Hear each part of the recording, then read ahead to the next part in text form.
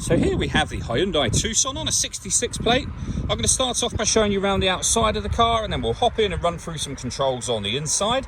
But from the outside you can see it's a 5-door car with alloy wheels. Let's start off inside the boot and then work our way around the rest of the car from there. As we approach the boot, you can see we have reversing sensors, plenty of boot space as well, along with that 60/40 split folding rear seat should you wish to increase this space even further.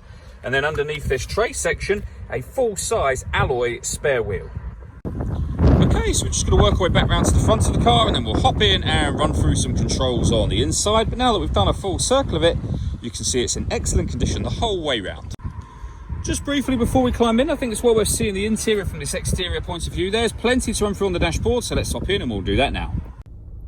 Okay, now that we're inside the car, we're going to start with the dials. On the left-hand side, we have the rev counter, and on the right-hand side, the speedometer and fuel gauge. In the middle, you can see the total miles for this car, which are 42,756. The information displayed above that can be changed using buttons on the steering wheel. So you can, for example, have a digital readout for the speedometer, as you can see, along with various bits of fuel economy information, but there are other menus available as well. And you can see those being displayed now.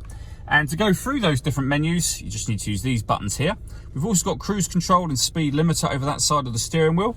On the left-hand side, we have stereo controls through the middle, phone controls, including voice activation for your phone just there.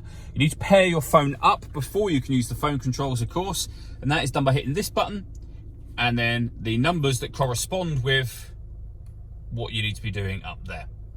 When it comes to radio in this car, we have DAB, FM and AM radio, as you can see, and every push of that radio button will cycle you through any one of those different band length or wavelengths. If you hit media, you'll be able to play your own music. Nothing is connected at the moment, but you can connect up an auxiliary device, a USB device. You can also stream your music wirelessly via Bluetooth audio as well. So plenty of ways to listen to your music in this car. We have the main volume for the stereo just there. Working our way down, we have dual zone climate control, which means you can adjust the passenger and driver temperatures independently.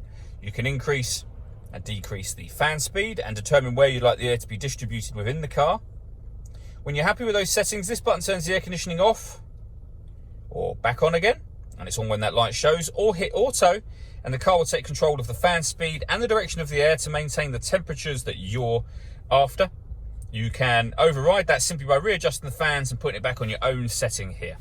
We have heated driver seat, heated passenger seat, both with 3 different heat settings on each. And then we've got, at the bottom here, this button. That will enable you to recirculate the air that's in the car, which is a great way of heating it up or cooling it down quickly depending on the temperature you set, or you can bring in fresh air from the outside of the car. We have 2 12-volt charging sockets, as well as the auxiliary and USB inputs, a 6-speed manual gearbox, and then these buttons just here. So this one turns the parking sensors on and off. This one turns the stop and start on and off. And then these two I'll show you up on the steering wheel. So the first of those turns on that green symbol to the right hand side. That turns downhill brake control on and off.